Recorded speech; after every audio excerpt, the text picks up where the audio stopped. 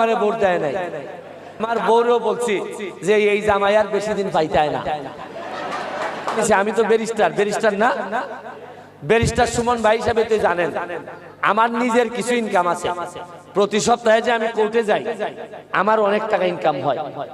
এই টাকাটা আমার চিন্তা করছিলাম বউ বাচ্চার জন্য খরচ করব। এখন দেখছি এমপি যেহেতু বানাই ফেলছেন, আমার বউরও বলছি যে এই জামাই আর বেশি দিন পাইতায় না। কারণ কারণ এত মানুষ আমারে ভোট দিছে, আমার বউ কিন্তু আমারে ভোট দেয় নাই, কারণ তার ভোট সোনারঘাটে আসেই নাই এখন। তা আমি আমার বউরে বলছি তোমার তো ভোটই নাই, ভোট দেও নাই, বরং যারা ভোট দিছে এরারই এখন টাকা দিব, তোমারে আমি দিতে পারতাম না এত টাকা। তো বায়ক জান বাচ্চে আমার বউ আমেরিকা থাকে, সে আর আমারে জ্বালায়